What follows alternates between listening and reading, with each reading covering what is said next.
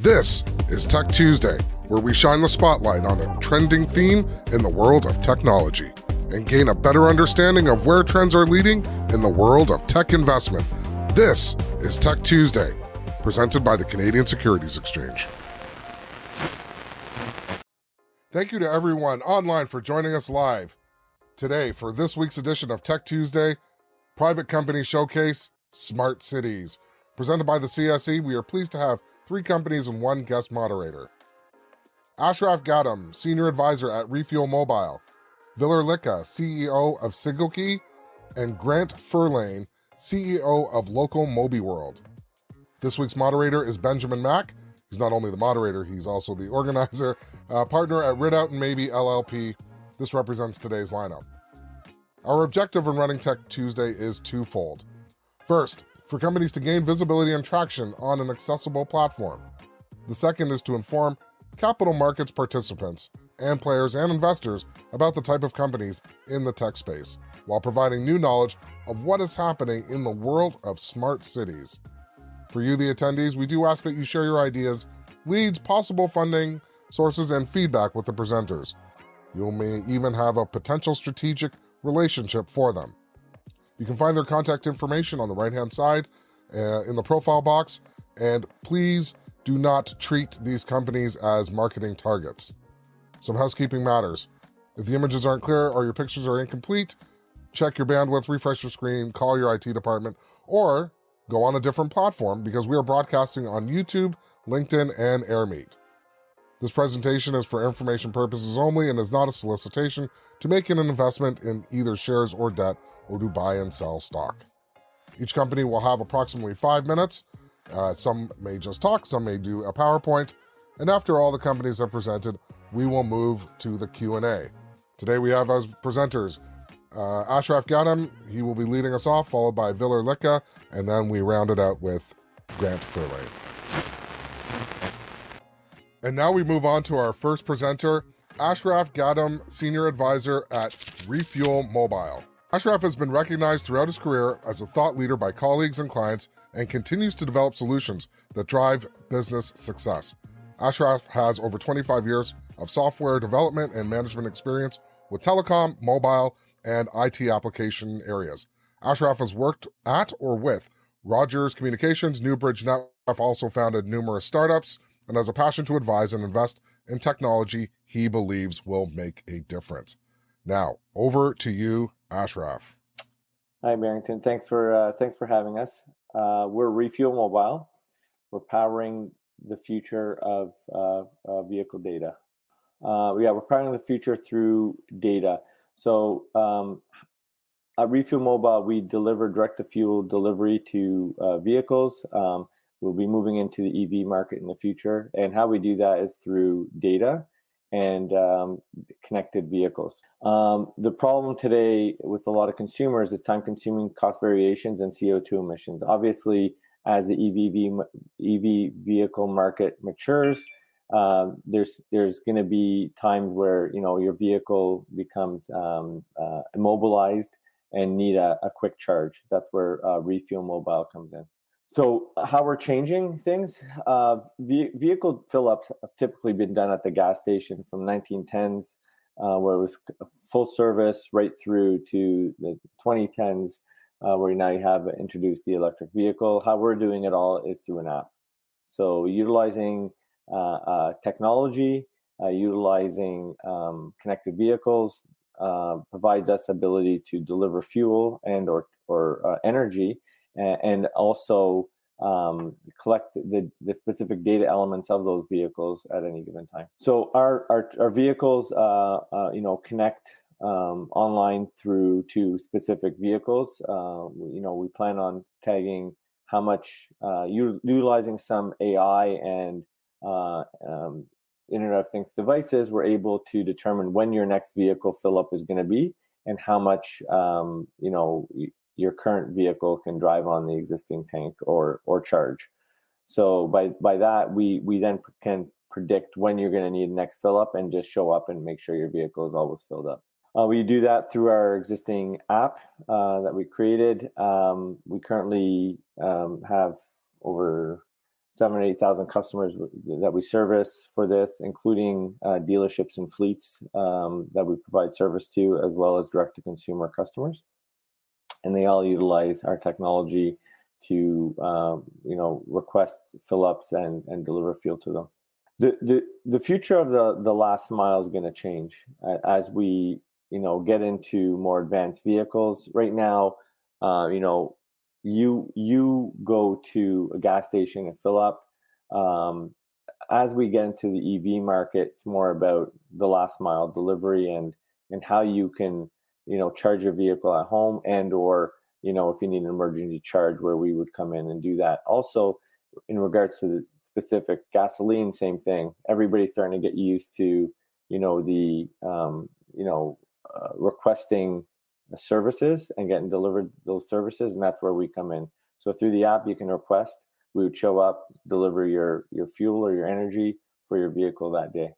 As we progress with our company, not only we do fuel, but again, we'll be delivering energy. So energy on demand for these EV vehicles. If they get run out of power, we're there to supplement that and do quick charges through level 3 charging to them.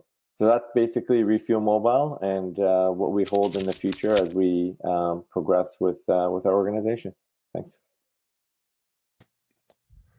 Thank you so much, Ashraf. We appreciate it, and we appreciate you taking the time to talk about it.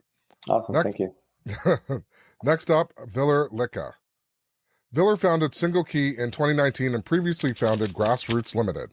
He holds an MBA from the Ivey Business School and computer engineering degree from the University of Toronto. Viller has 5 years of prior experience in credit risk at Capital One and leading a data science team at TD Bank in consumer credit.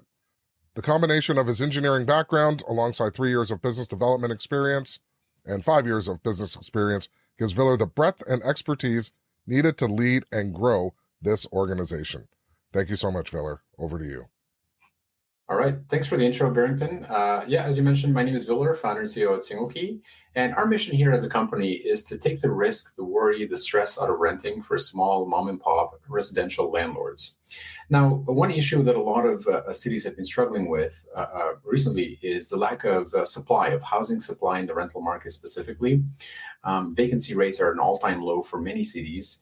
And we think that, this is something we can help with. And we think that, by incentivizing small landlords to offer, to basically bring more supply in the market, it would be a great way to really alleviate some of that supply constraint. And the way we do that is by basically taking away some of the worries that hold that hold back some of these small landlords from if they have a spare basement unit or a laneway house or even a few empty rooms in the house they'd like to rent out. How do we incentivize them to get those units into the market? Well, when you talk to these guys, their number one challenge or concern when it comes to that is basically they're worried about delinquent tenants that are, that are causing problems, tenants that don't pay rent, potentially damage your property and who won't leave.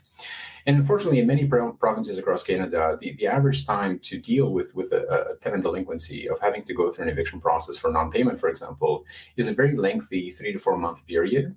Under normal circumstances.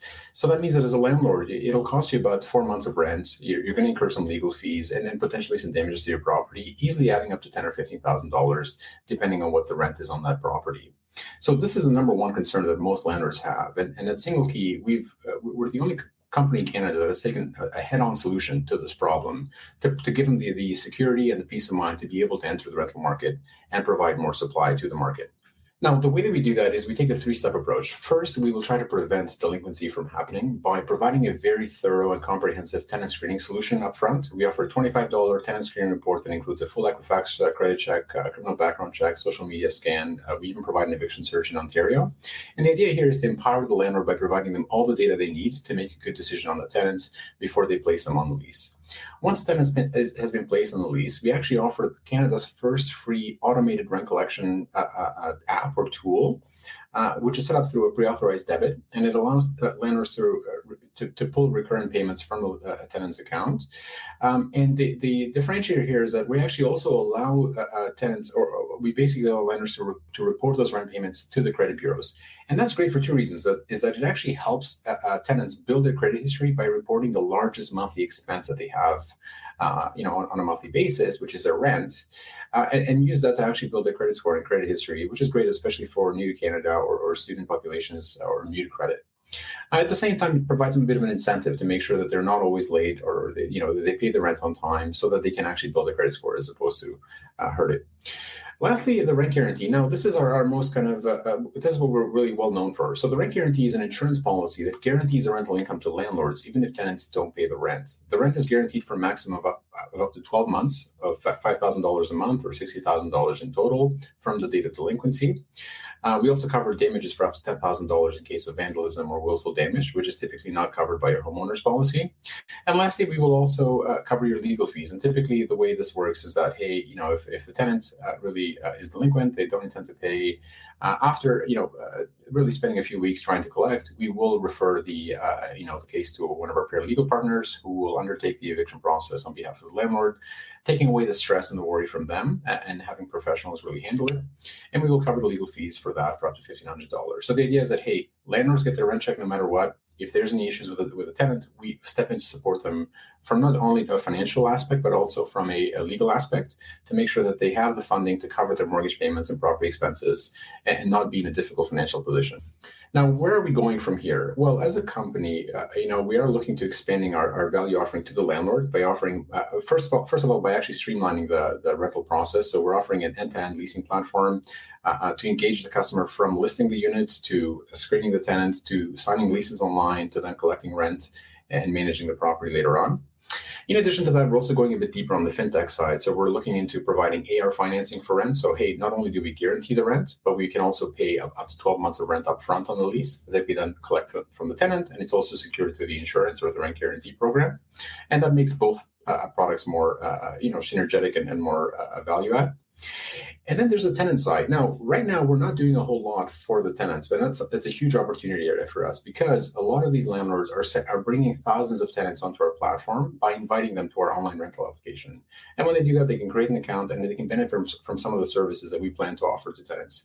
We started a partnership with cooperators, for example, to start offering tenants insurance, rental insurance to tenants as they're moving on to a new lease. After that, we're experimenting with deposit financing. The idea is that, hey, instead of paying first and last month's rent, you only pay first month's rent, and then we guarantee the last month's rent through our policy for a small fee. Improving credit, we just talked about by reporting timely rent payments, but we're also looking into adding in credit building tools that we can offer to our tenant population to help position them to grow their credit and position them for home ownership in the future. And then lastly, the tenant passport. Now, this is an interesting concept. Right now, we have thousands of pre-screened tenants where we have the credit information, income information, and references. Why, the next step is to then offer, those profiles to landlords and provide some matching service so that they can actually really access our bank of a tenant bank of pre-approved tenants or pre-screened tenants that are looking for similar properties in a similar area. Now, a big part of our success, we're a fairly young business, and the way that we've been able to really get a lot of traction in this business is two ways. First, we've figured out that the way to grow this business is that we need to get in front of landlords at the time of when they're searching for new tenants, when they have a vacancy. And the most effective way to do that is by bidding on search terms that are, they'll go on Google and search for things like tenant credit check, tenant background check, report for rentals, etc. That's when we pull them in and get them to buy one of our reports. And once they're in the ecosystem, we will then try to upsell the landlord onto our rent guarantee program, which we found to be a much more effective or cost-effective way of growth than to lead with a rent guarantee, given that there's a very big educational component onto that product since it's a new type of insurance policy.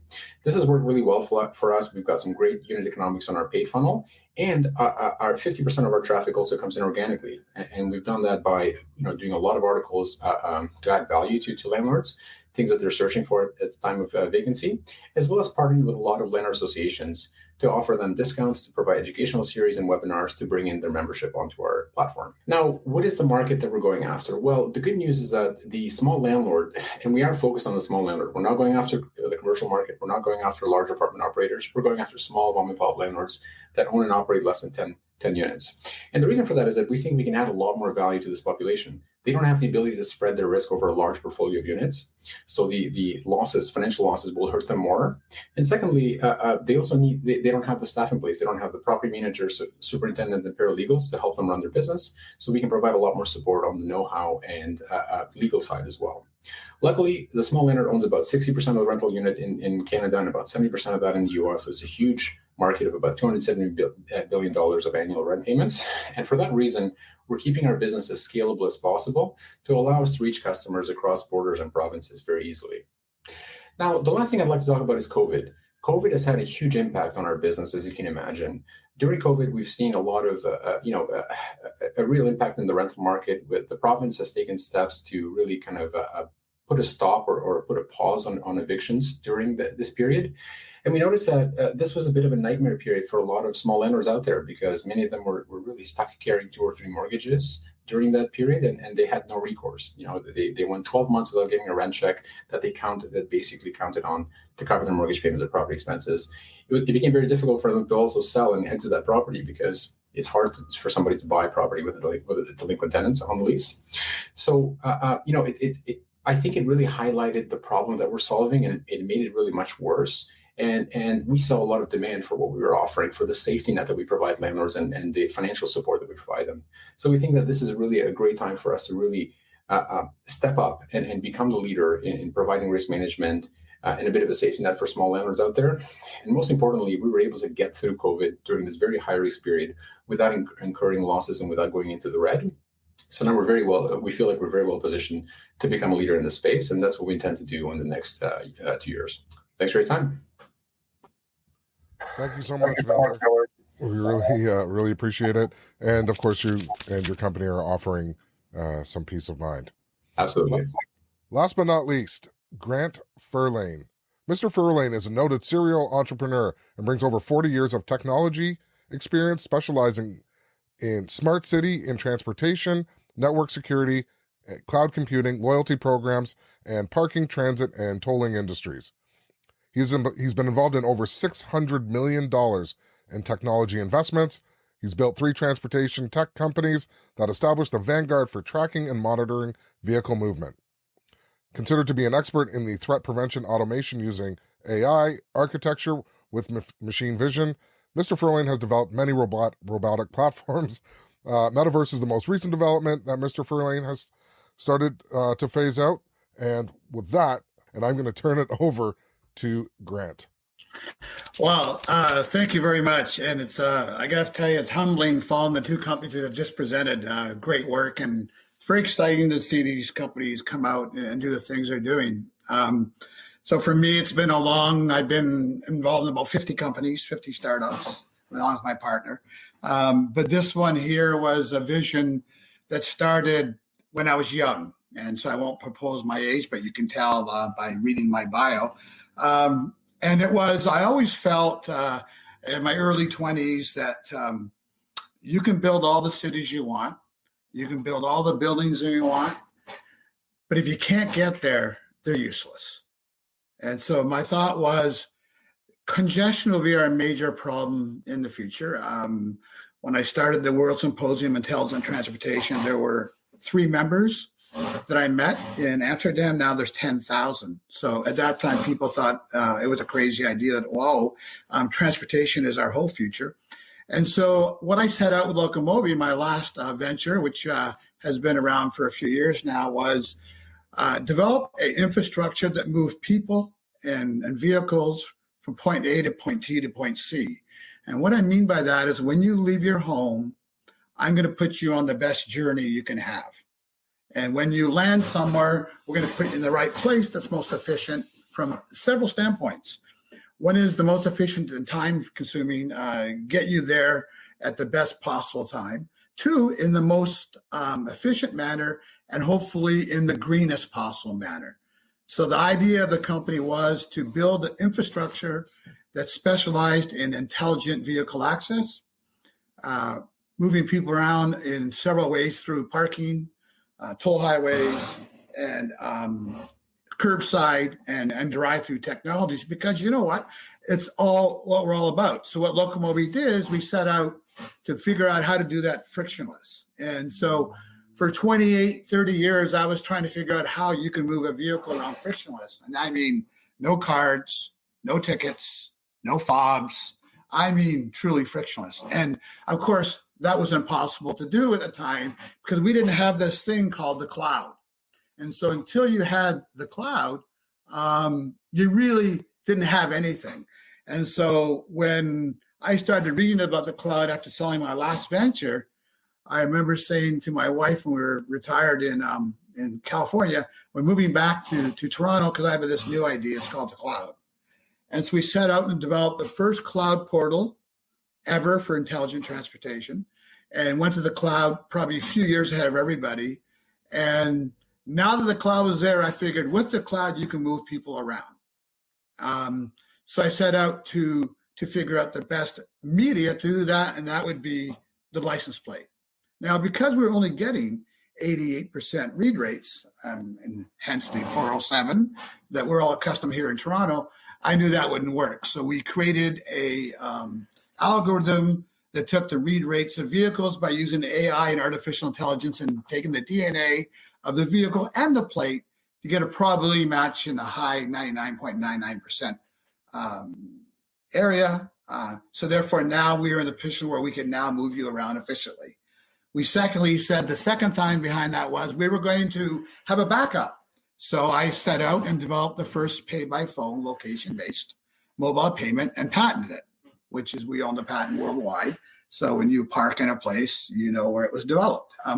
But I view that as just a small little application because I don't view as mobile phones being the most secure, nor is Bluetooth or anything, but I felt it was an important piece to have when the plate wasn't read, because at that time I felt the plate was the real thing. Now, it took a long time because only now the police and cities are putting plate readers everywhere, and I'm fortunate that we were ahead of the gap. So what do we do today?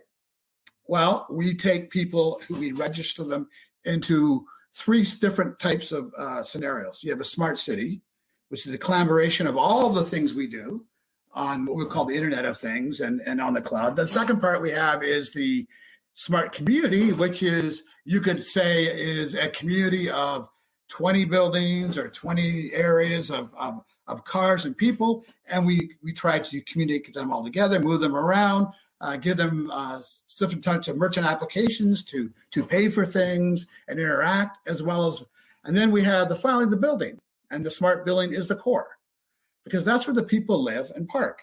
So what we do is when you register into a new development, and LocoMobi, so you know, has gone from 0 2 years ago to 40 new developments in Toronto alone. And every development, we register your plate. We also register the condo user, so they're allowed to now invite people to visit. You can commercialize the parking by reading the plates. We can add payment kiosks and all the different applications you want, as well as pay with your phone, of course. But more importantly, we're securing you. You now and we now have access to know where you're going, where your plate will be, and then I can move you all around town, because as you build this community of 40 buildings or 40 communities, and we will have all the major communities in the city, you now have a group of people you're moving around the city who need services, who need to help each other, who are going out to a special event today. And so what LocoMobi has done is it has provided this infrastructure that continually communicates with people. What have we added to it? Now that we communicate with cars and people, we've added Google Glass, where we now use visionary systems to track and read things and report them back. And most recently, we introduced our robot, which will be the new parking and security attendant that will move around in garages and buildings and report back exactly what we do with our computer vision camera systems. The last part is we are now moving into the metaverse, because, as we all know, that is the future of experience. And do we know where it leads? No, we don't. But we do know that it's going to be a very important part in our lives.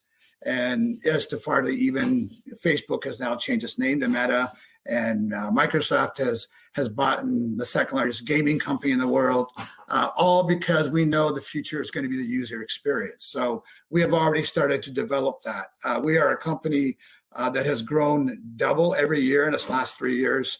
We are now into the United States. The big part of the company has been its technology. We have 7 patents pending, 2 patents registered, and we continue to grow with partners that are in the tech world, from property management firms. We've won several prop tech awards.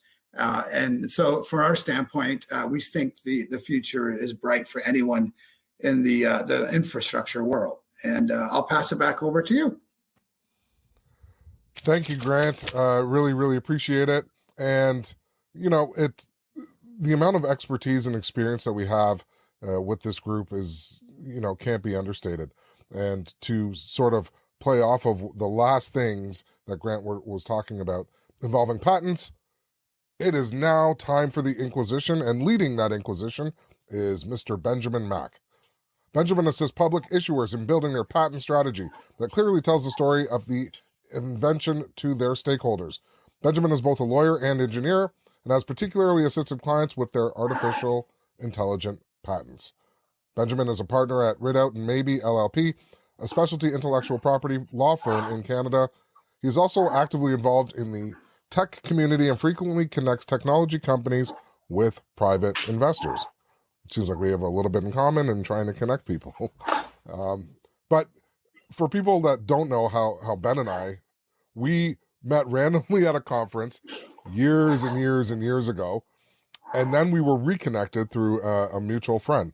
So it's sort of what goes around comes around. So really, really good to see you, Ben, and thank you so much for organizing all of this. Yeah, thanks, Barrington. And I think this is now a good opportunity to open the floor to all of our great speakers today. Right. So thank you to the panelists. So I think the first thing it would be great to discuss is the question for startups and smaller private companies is have you actually handled this decision between raising and going to market?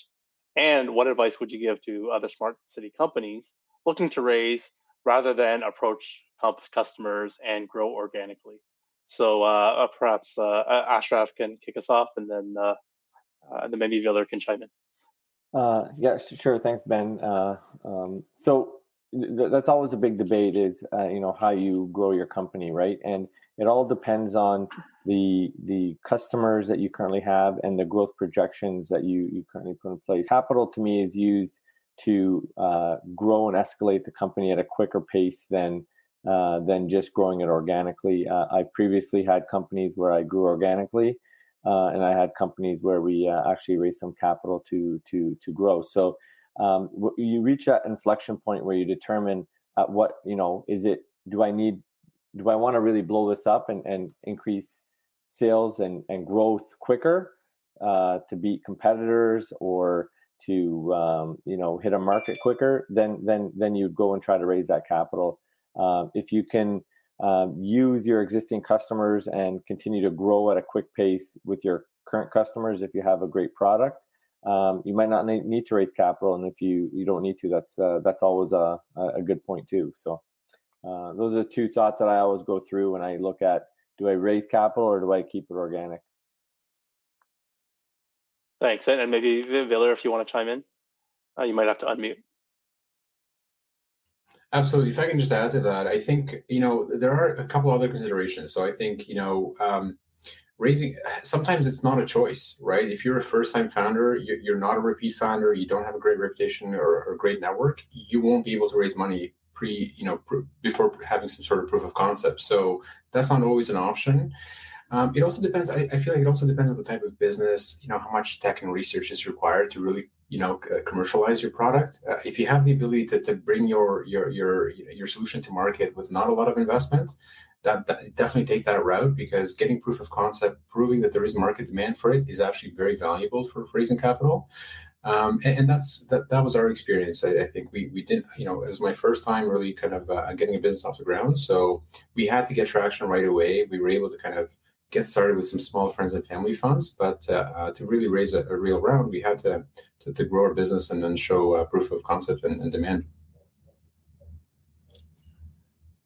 Thanks. That's pretty interesting. And I'm going to throw a bit of a curveball here, just because you guys are provoking some thoughts. I guess the rule of thumb traditionally it was sort of 10x to get sort of that hockey stick growth.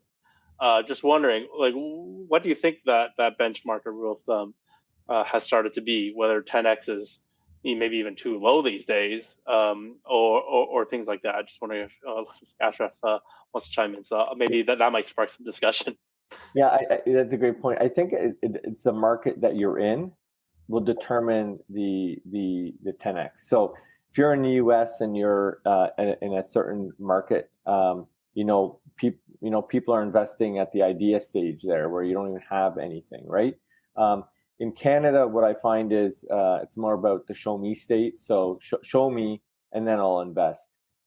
So in that case, I think it's dropped a bit from the 10x. I think it's maybe the 7x point right now, where show me that you've got a product, you got some customers, and you're growing year over year over the last couple of years, and then I'll invest. So that's what I see that's happening in the marketplace right now on the investment side.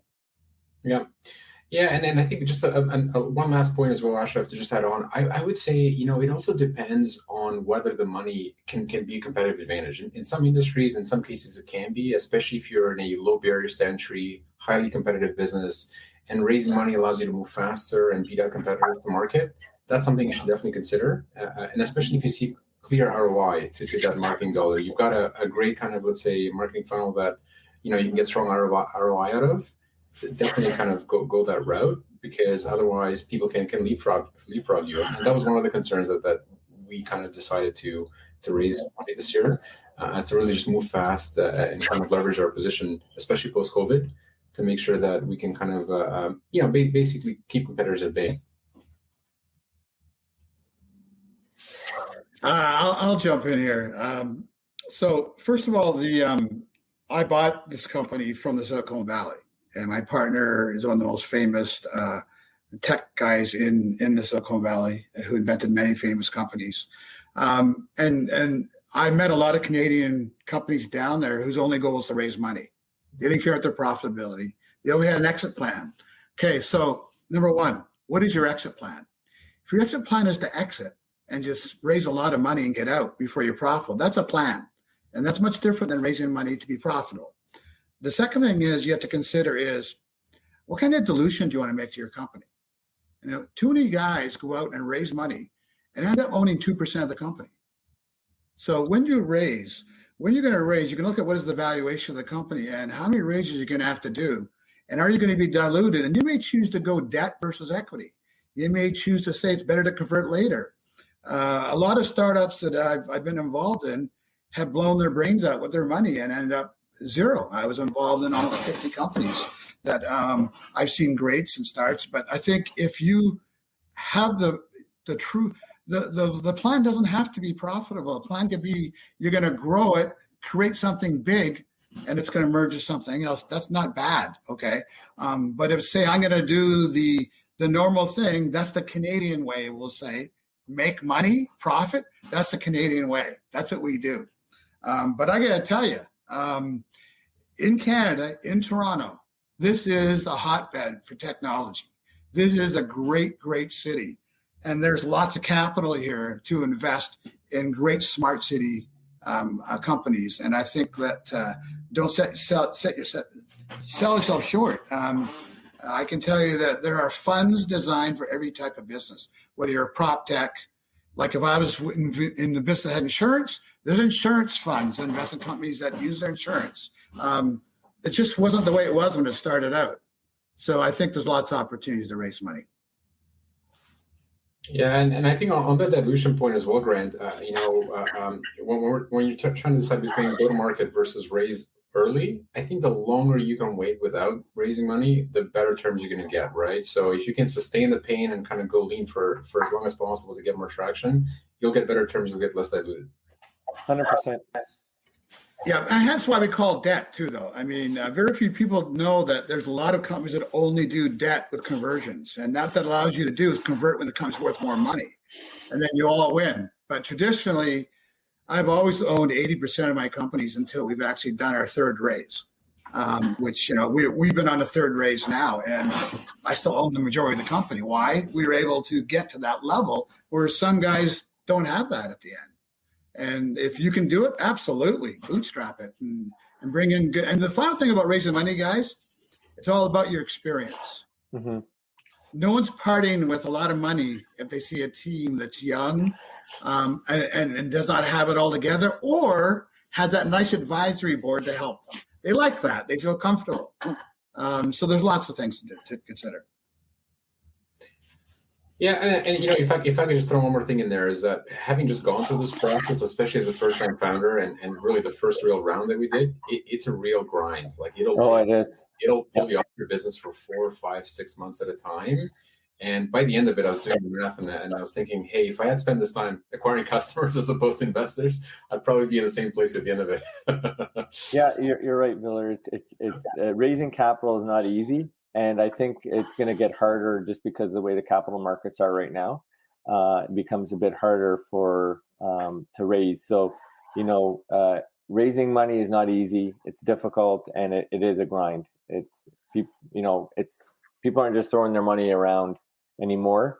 I think they want to see a plan. And to go what Grant was saying, it's so true. Who the founders are, it makes a huge difference in any investment. Yeah, I mean, these are all great points, and I think we've all found that Canadian investors tend to be a bit more conservative. Some more guarantees or more predictable exits. But hopefully, with many successes, I think we all know that unicorns can beget an ecosystem that creates more unicorns. Shopify being the more recent example, where a lot of them are starting angel funds and continuing on and passing on the knowledge as well as the equity onto the startups. So yeah, I think these are all great points. So maybe switching gears for a bit now, from the tech side, we are talking about the feature here. So perhaps any of you can lend some insights on how you think the metaverse or blockchain affects your view on smart cities. And maybe Grant can kick this discussion off. First of all, you guys have to understand that we're still trying to define the metaverse. In theory, the metaverse really is the internet. And what we've done now is we've taken the metaverse, and it's more of a complex concept in the digital landscape. So, we got the rising demands of Roblox. We'll have to say that the metaverse really was pushed hard to today by gaming. I think gaming probably was the main reason the metaverse became so popular. And so where will it go? Oh, I think it's huge. I think I get concerned about it a bit, and I'll tell you why. It's going to produce a person in their chair that never leaves their chair, because the metaverse is about mixing, I guess, virtual reality and augmented reality, so that you're, instead of feeling the and seeing the added value of what you do, and that's, some of us have apps, some of us have sensors that do things that make us feel good, and it helps our business. But when you're immersed into the actual into the virtual reality of the aspect of what you're trying to produce, it's a whole different ballgame. And so think of outside of gaming, there's businesses just in gaming off the metaverse, but then we have NFTs, where now we have the NFT is first of all used for art, but now it's going to be your own blueprint. What the metaverse is going to do is provide small people, small businesses, the same strength as a big business, because you get to own your universe and be in it, and you get to promote it yourself. But think of all of us here. If I can go to a baseball game and do it from home and sit in the stands and enjoy the same thing, that affects so many channels. I'm going to stay at home and I'm going to sit here and do it. Some of us aren't, but there are a lot that are. If I'm going to demonstrate to my clients my products, I can bring them into my showroom without doing anything. So my worry is people are going to sit in their chair and say, I'm going to Hawaii today, but I'm actually not going there. And by the way, it's going to feel like you're really there. So I'm concerned that from the head down, we're going to be no muscles working. And so, but it's for real. And I think anyone that thinks it isn't, is wrong, because you're going to have the whole based on, blockchain will run through, will control how we handle the metaverse. And so we all have to be ready for it. Yeah, I think those are great points. And NFTs and payments, I think is going to be another. It's all going to be part of the same thing: secure payments and being able to do it quickly and securely. So. Yeah, you have to remember, it's all going to be built around AI. I mean, to make the metaverse work, the better the AI, the better the experience, of course. So we're all working around artificial intelligence, and we've got new programming languages, and we've got new software like QuantumScape that's even going to make things. And speed will be very important, guys. 5G won't mean a thing, okay? So speed of how you compute things and how you do things, everything's going to be instant. And I can't believe it, as you can tell from here, I'm the oldest guy in this meeting, that I'm talking like this, but that's where it's going. And I think that anyone that doesn't know that is really going to miss the boat here. Guys, think of office buildings. How many office buildings are there going to be? I don't know, guys. Come into my office. You can sit right next to me right now in the metaverse. So it's just being able to understand how far it's going to be pushed and where do we sit in the infrastructure. Yeah, these are great points. Anyone else want to chime in?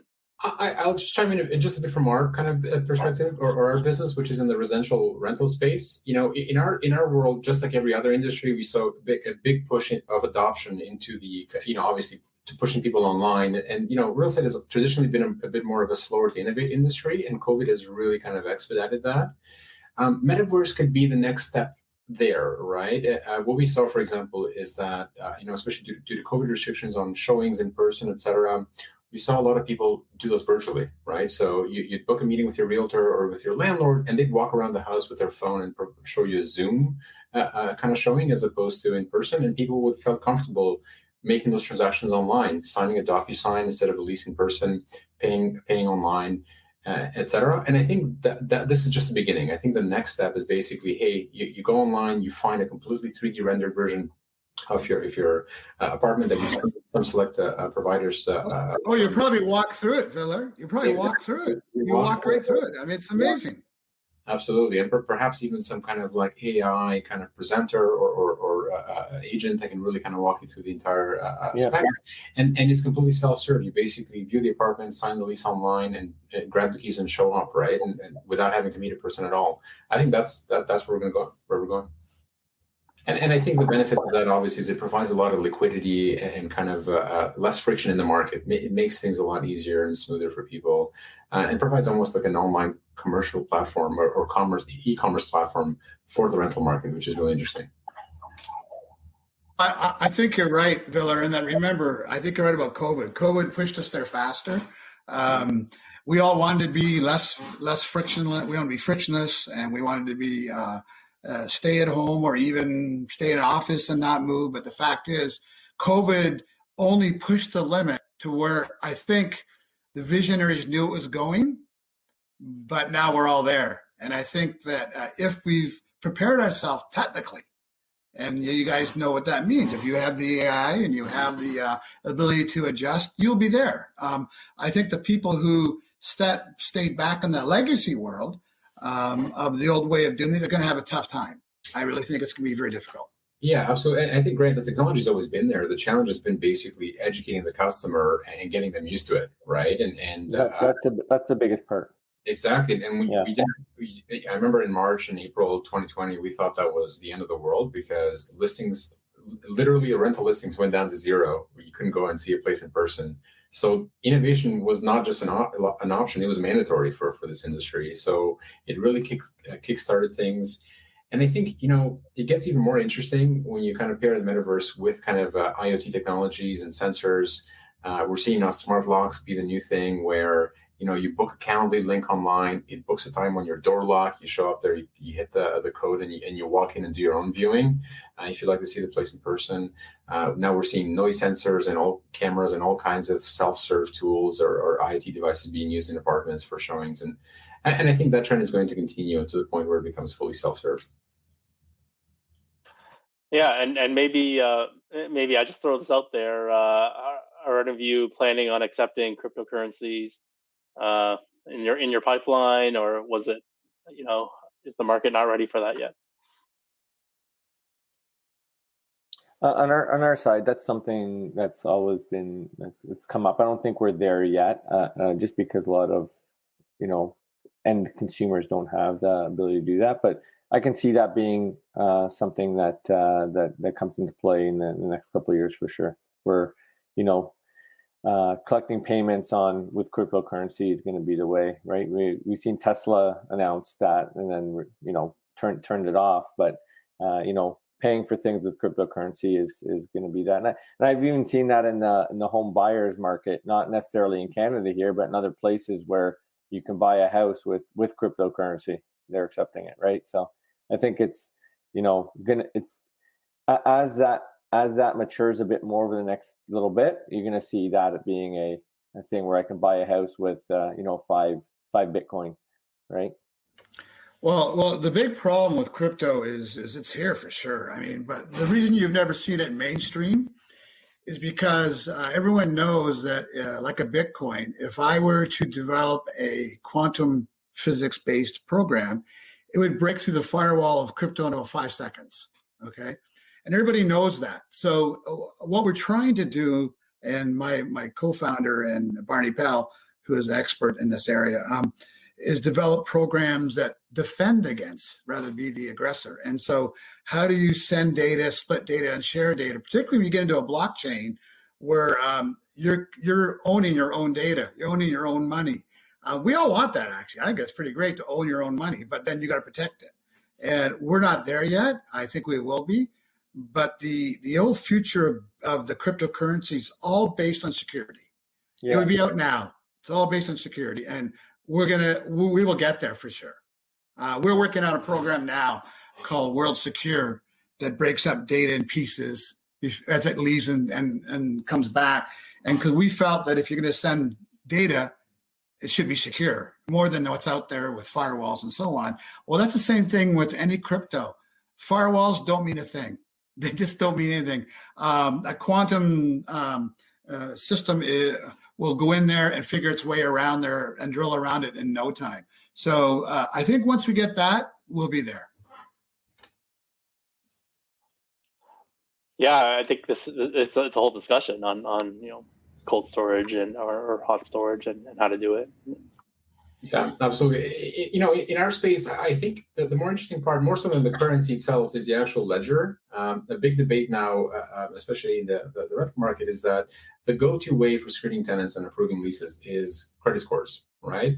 And the question that comes up is that is the credit score the right thing to really determine who's a good tenant and is not? Because ultimately, credit score is something that's built to predict if you're going to pay your credit card on time or not. Rental payments are a very different type of obligation, right? Typically, the first thing you'll pay on a monthly basis. So, the question becomes, maybe it makes sense to create a bit of a ledger where you store tenant behavior throughout the rental history. So you can kind of document timely payments for, let's say, if they've been renting for 3 to 5 years. You can really kind of create a ledger where you store that information, and then it's decentralized. The tenant owns that ledger, and they can choose to share it with the landlords they apply to, as opposed to the other way around, where a credit bureau owns everybody's information, and you have to buy it from them. So that's an interesting kind of innovation, I think, in the space that people are talking about. I'm excited to see if that gets commercialized. Actually, Bill, you're right. The ledger's the key. Yeah. And it's a great point, because everyone's talking about storing personal ledgers on everything. Again, it's just about securing it, but I think it will be big. What I love to hear, though, is because you're in the prop tech world, and I get that really well, and there's lots of great prop tech opportunities. But in Ashraf's world, where he's more in the broadscape of things. I mean, he's putting fuel in vehicles. I love to hear where he sees that's going in the smart city. You're going to go from refueling to recharging, or I'd love to hear the long-term vision of refuel on that. It'd be really interesting. Yeah. So, Grant. So that, as the traditional combustion engines start declining in the manufacturing side, there's about a 7 to 10 year difference, because people don't change their vehicles every year, right? It's usually a 7 to 10 year cycle that people will change their vehicles. So, if you're looking forward, EV market right now is about 2 to 3%. But, that's going to continually grow over the next few years, where, there's brand makers like Volvo, who said they're not starting in 2023, 2022, 2023, they're not making any more combustion vehicles, all electric. So, Hyundai announced the same thing, where they, moving hundreds of thousands of engineers that were working on combustion engines to electrification of vehicles. So over time, that's going to change. Now, there is still going to be a certain segment that will be fuel-based vehicles, right? Some of the construction side, diesel, that type of thing. But the vehicle side, consumer vehicle side, will probably slowly start migrating and changing the behaviors of how people drive too is a big thing. Also, most people drive within their city, right? So charging your vehicle at home is easy, but there's not always available charging stations in your place. So if you're in an apartment building, it's a lot more difficult to get a charge than you are if you own a single family house, right? So adding where ReFuel would come into play would fill in that gap where you do need a charge, an on-demand charge, where they can come and do a quick charge for you in a 15-20 minute period. Yeah, I mean, we can talk about the future and blockchain forever, but I mean, I think maybe one more major topic that we can cover is one way to success is to actually have a what I like to call a big brother, a large industry player that's either your partner or perhaps one of your investors that you're considering. So just wondering, what role would you see this large player in your company, if you've already done it or you've thought about it? I mean, maybe Viller's a good start, because I know he mentioned Lloyd's and the insurance company, but I think that's again another way to accelerate the growth. Put fuel to the flame, that you're able to see how you'd be able to succeed in that sense, rather than just doing it all by yourself. Yeah, absolutely, man. And it's tough, especially when you're small, to get the attention of the big guys. And we were definitely very fortunate to have a broker and carrier with access to Lloyd's reinsurance markets to really kind of work with us very early on to bring the rent guarantee coverage into market. And that's definitely been a big part of our success. And we have a couple of key relationships, primarily mostly through the vendor or supplier side with larger companies, such as Equifax, for our credit bureaus, et cetera. And those are pivotal to our businesses. Mind you, that as a smaller startup, those are very tough to negotiate and navigate. And as you grow, it becomes a lot easier because you have more leverage and you have more business that you can offer. But I would say it's never too early to start this negotiations or kind of conversations. I would say similar to investor relationships. It's good to get in front of them early and show traction, and show that you're progressing, and show that you're getting attention and you're getting traction in the market, because they're more likely to kind of really pull the trigger and start working with you when you really need them. So yeah, definitely start something to invest in early, is to build those relationships with larger clients. I think when you bring that up, it depends how disruptive you are. If you're really disruptive, good luck on finding a partner that you're going to disrupt. Yeah. So I think, but then again, if you're that disruptive, you'll find capital. But if you can leg on to what we call whales to start with, makes your job much easier. So if you can find a partner that's prepared to partner with you, and we've done that as well, as from the big developers, we're linked to all of them. And I think that if you can do something that propels you that way, like Villar. But I see at the same time, if you're disruptive, guys, it's going to be very difficult sometimes, because they're looking at you as, we don't want him. So it really depends on the company. Yeah, 100%. Same on the ReFuel side. What they've done is, linked in with the right partners to help escalate the business, right? And we do run into the area where people find it disruptive. So, you just have to watch that and navigate through that. But overall, having a large partner just validates the business in a whole, right? At the end of the day, and specifically if you're going to raise some capital, right? Having those larger partnerships just works well. Yeah. So, I mean, normally I'd like to ask about COVID, but I think maybe we can ask about post-COVID now, and how you see that affecting your business or the smart cities in general. I think COVID has accelerated the remote working, working from home, different entertainment experiences. We touched on that. So if anyone, I'm sure everyone has opinions on COVID. We have a no COVID rule now. When we get on podcast, let's not talk about COVID, because I think we all have been through it. But I have to tell you that it's not so much for after COVID. It's COVID has changed the world and it's not going back. And I think the people who think it's going back, I think are in the dream world. People are going to be worried more about things. People have now been faced, whether they're right or wrong or feel differently, people have this fear. And our job in the smart city world is to make that fear less intense, to make them comfortable with what they're doing in their transactions. And everyone in the smart city world is doing that. It's going to be a frictionless, safe environment. And where that means, I'll give you an example. In our world, it wasn't just frictionless vehicles. We're fortunate to be frictionless. And so COVID for us was good, but it was security. For me to feel good about myself in this new world, I want to be secure. Well, that could be security as physical security. It could be security as secure payments. It could be physical knowing that something can come by and give me fuel when I need it. See, all these things, That's the post-COVID. That's the gratification of take care of me because I don't want to face this again. Yeah. I guess in the metaverse there is no COVID, right? So you're going to be fine there, right? It's hard. I think that's one thing that'll be in the metaverse. There's be no hospitals because there's no need for it.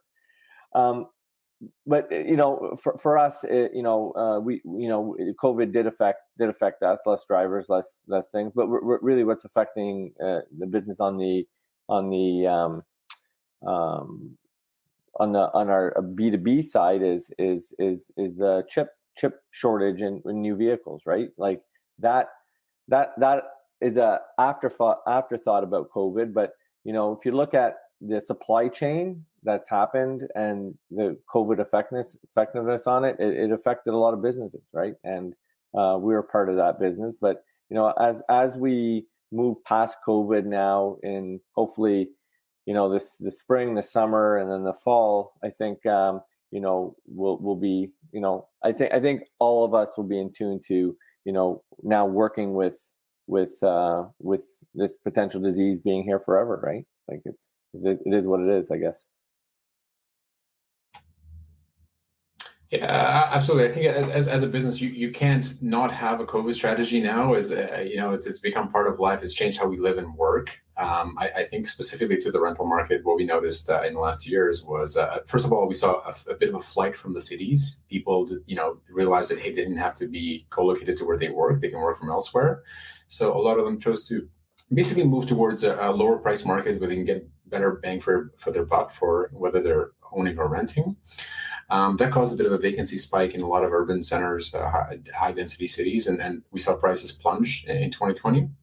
They've mostly recovered since then, and we are seeing people be attracted back to the city, primarily mostly due to the fact that the life is more interesting. You get more. There's more to do, especially as the restrictions are kind of moving away. That being said, though, in our business, and I mentioned during our presentation that COVID was a real disruptor in the sense that since the housing crisis back in 2008, life has been very good for small landlords. We all know that prices have been kind of appreciating steadily since 2008, sometimes faster than we want them to, and vacancies have gone down, rents have gone up. And then all of a sudden COVID hit and all that flipped on its head, right? We saw basically eviction bans everywhere, landlords going 12 months without getting a rent check, prices kind of fluctuating. And that was a real wake-up call for a lot of small mom and pop lenders that, hey, this could be a risky business if I don't know what I'm, especially if I'm not prepared and know what I'm doing. And it led them to seek solutions and risk management, programs like the ones that we're offering for that additional peace of mind. So that's been a huge boon to our business. Yeah, I mean, I think it's pretty clear now that everything's unpredictable, and you've got to keep adapting and moving. I think we've all learned that. That's probably the best takeaway.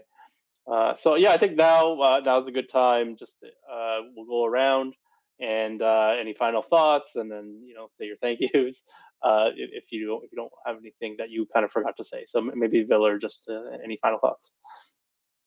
Yeah, I think just as a parting thought, one of the questions you actually brought up there, number 4, Ben, was interesting in terms of kind of hey, pivoting for the business, that being part of every business, whether it's COVID or just kind of on your path to finding product market fit. That's a very important kind of, I think, trait for an entrepreneur to really be flexible, especially in the beginning, to look for traction, to look for a product market fit. We made the classic mistake of overbuilding without enough customer input and feedback in the beginning, which led to 6 months of work and money basically being kind of scrapped, given that we got zero traction with our first product. And it was a bit of a wake-up call to really limit our scope, to focus on just one thing and do it really well. And that produced results right away. So I would say that's a big thing, is be aware of scope creep. Don't overbuild without getting feedback from customers. And the last thing is that you don't need to build as much as you think to get customers to buy. I think you can get validation from the market with a very simple MVP, or at least to kind of facilitate those conversations and get some sort of ROI from customers, so you're going down the right path. Yeah. It's exactly the same thought that I had as Viller, right? Building a small MVP, getting it to market, getting feedback before you start expanding. Another thing too is you don't have to build everything for everybody. You build something that fits one specific thing, meaning you don't have to be the handyman. You want to be the plumber, right? Focus on the one thing, focus on it good, and deliver that product. And then later on, you can then start expanding once you have credibility in this one thing, or you saturate a specific element of that market. I would leave it at this. Know your limits. Too many entrepreneurs think they're president material. Too many entrepreneurs think they are the whole company. When you can understand where your strengths are, put people in that are good. I found that any successes I've had, I've said, I got to hire a president. I got to hire a guy who can deliver. See, coming up with ideas is fun. Inventing them is fun, even making them. But rollout guys, it's a whole different world. And so I would leave with this. Know your limits and bring in the right people, because it'll pay off in spades. And I really believe that would be, if I gave any advice, that's a hard advice to take as an entrepreneur. Yep. Yeah, I think that's great advice. And if I was to give any advice, I would say, consider your IP and patent strategy. So that's of course my advice. So yeah, thank you everyone for your time. I think this was a great discussion on smart cities and all the tangential issues that might come up from it. And this will be a great experience for the viewers going forward. Thanks a lot, guys. Great meeting you all. Thank you. Thank you all. Thank you to our presenters. Ashraf Ghadban, Senior Advisor at ReFuel Mobile. Viller Lika, CEO at SingleKey. Grant Furlane, CEO at LocoMobi World. And of course, our special guest moderator, Benjamin Mak, partner at Ridout Maybee LLP. Thank you to all the people behind the scenes, Anil Mal, James Black, Melissa Robertson, and of course, our founder for Tech Tuesday, Mr. Mark Francis. It was nice meeting you all, by the way. Oh, thank you. Thanks a lot, guys. Make sure you go, for our audience, make sure you go to their websites. Check out the companies, learn more about them. If you have projects or ideas or investments, make sure to connect. Next Tuesday, we'll be returning with our public company showcase. You won't want to miss it. Don't forget to subscribe, click like on YouTube, LinkedIn, Facebook, and Instagram. May you have continued success expanding your business.